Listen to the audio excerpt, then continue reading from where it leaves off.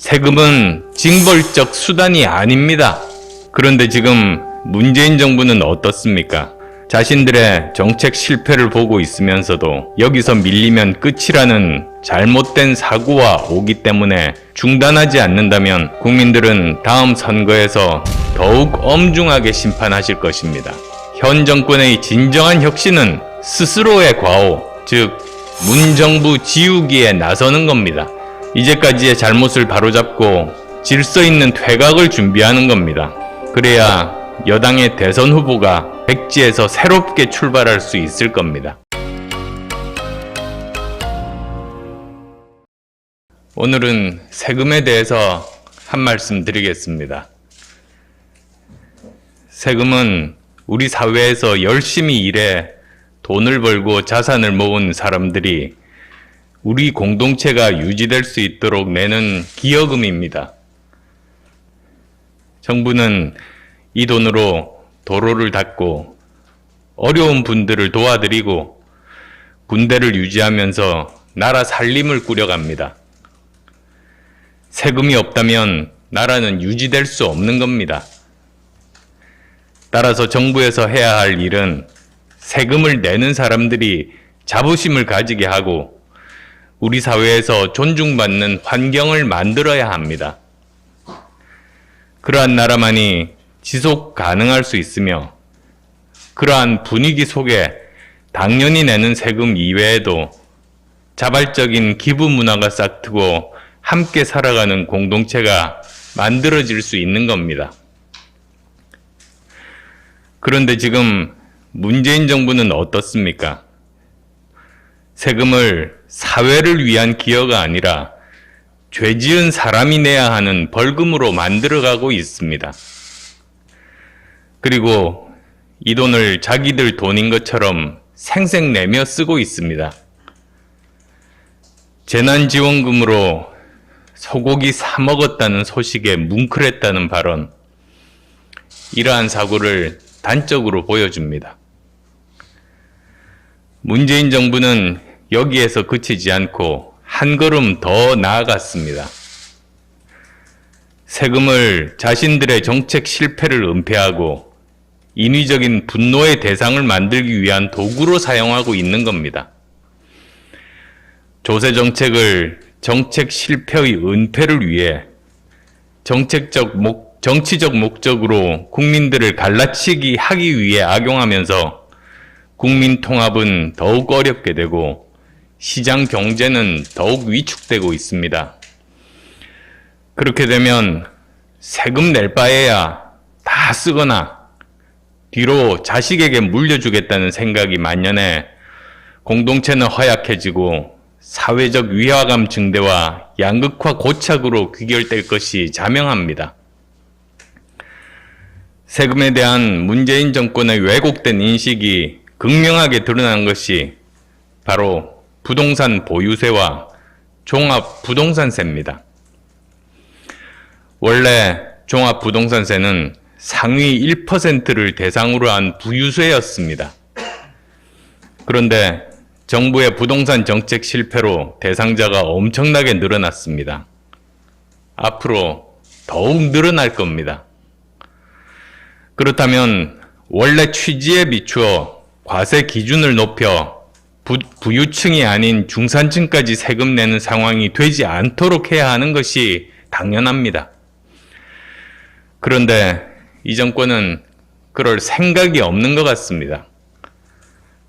부동산 보유세 개편 역시 1주택자 부담은 최대한 경감시켜 드리는 것이 당연한 방향입니다. 다른 나라와 달리 우리나라는 부동산 자산이 총 자산의 70%가 넘습니다. 이러한 상황에서 다른 나라와 동일한 수준의 보유세를 과세하면 세금 내고 나서 쓸 수 있는 돈이 거의 없어 경제의 활력 자체를 떨어뜨립니다. 그렇기에 지난 서울시장 보궐선거 과정에서 저는 부동산 재산세로 1년에 몇 달치 월급을 내야 하는 약탈적 세금 징수를 즉각 중지할 것을 요구했습니다. 공시가격이 상승하는 만큼 지방세인 재산 세율을 낮춰서 작년보다 세금 부담이 늘지 않도록 조정하겠다고 말씀드렸습니다. 그런데 여당 내부에서 이런 당연한 일을 두고도 진통이 일어나는 것은 도저히 이해하기 어렵습니다. 부동산 양도세와 보유세를 둘 다 올리니 출구가 없어 오도 가도 못하는 것 아니냐는 지극히 당연한 인식에 대해 정치적 공격이라고 생각하고 있는 겁니다. 정부 여당 여전히 정신 못 차리고 있습니다. 자신들의 정책 실패를 보고 있으면서도 여기서 밀리면 끝이라는 잘못된 사고와 오기 때문에 중단하지 않는다면 국민들은 다음 선거에서 더욱 엄중하게 심판하실 것입니다. 대표 없이 과세 없다가 조세의 대명제라면 시장 선거를 통해 주민의 대표가 바뀐 지금 과세 수준에 대한 재논의를 하는 것은 당연합니다. 부동산 보유세와 관련된 야권의 요구가 반드시 관철돼 집 없는 분들도 평생 모아 장만한 집 한 채 가진 분들도 부동산 세금 지옥에서 벗어날 수 있게 되기를 기대합니다.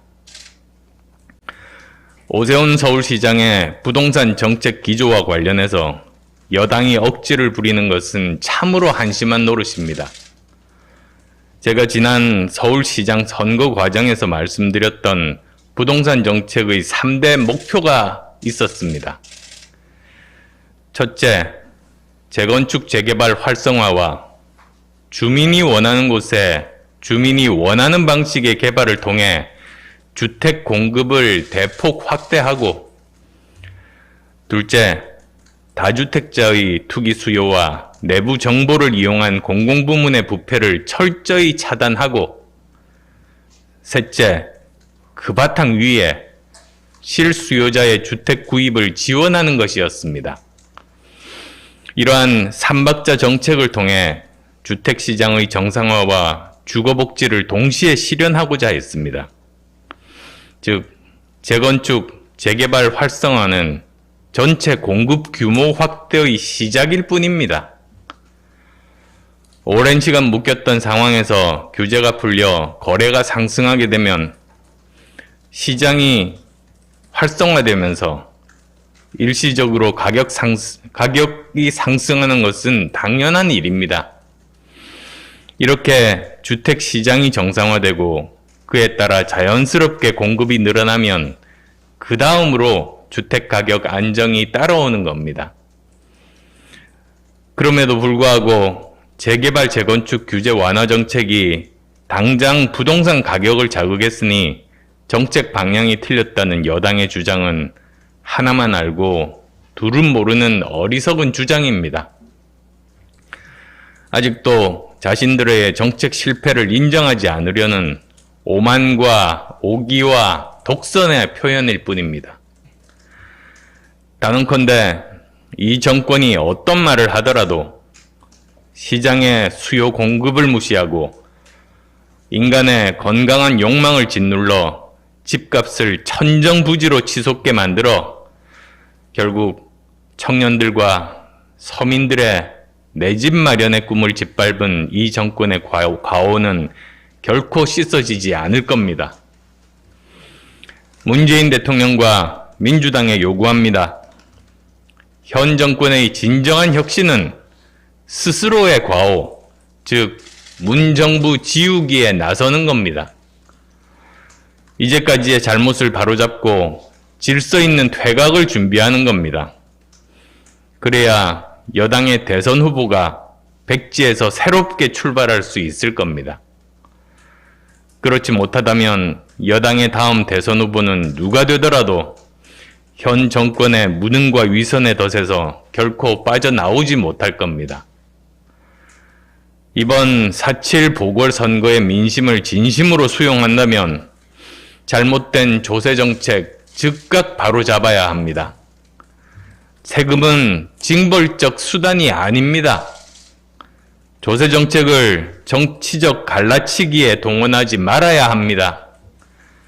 국민을 집주인과 세입자로, 세금 많이 내는 사람과 그렇지 않은 사람으로, 정권 지지자와 반대자로 끊임없이 국민을 갈라치고 분열시키는 책동 그만둬야 합니다. 대통령 국정 지지율이 30% 아래로 폭락하기 직전인 지금 문자 폭탄 양념을 퍼붓는 대깨문 결사되는 민심의 도도한 흐름을 막을 수 없습니다. 거짓과 기만으로 역사의 발전을 거스를 수 없음을 깨닫기 바랍니다. 한 가지만 더 말씀드리겠습니다. 이 정권이 해도 너무한다 싶어 말씀드립니다. 방송에서 본 우리 병사들의 부실 급식판이 충격적입니다. 군은 나라의 기본입니다. 군이 무너지면 나라가 무너지고 병사가 무너지면 군이 무너지는 것입니다. 그래서 병사는 군의 기본이자 나라의 기본입니다. 그런 우리의 아이들에게 부실한 급식이 제공되고 있으니 도대체 이게 어느 시대, 어느 나라 군대의 이야기입니까? 국민소득 3만 불이 넘는 나라에서 대명천지에 햄버거 빵이 모자라 반으로 갈라 쓰는 부끄럽고 황당한 일이 어떻게 일어날 수 있습니까? 군이 썩을 대로 썩지 않았다면 어떻게 이런 일이 가능했겠습니까? 철저하게 조사해서 관련 책임자를 엄하게 문책해야 합니다.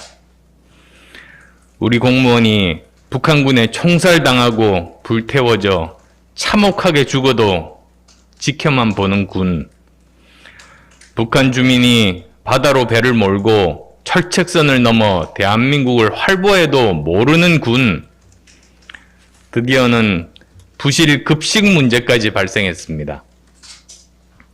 부실 급식에 전투력이 생겨날 수 있겠습니까? 대한민국 군이 왜 이렇게 형편없이 되었습니까? 국방부 장관을 비롯한 군 수뇌부, 그리고 청와대에 계신 군 통수권자는 도대체 무슨 생각으로 살고 계십니까? 정말 분노합니다. 정말 개탄스럽습니다.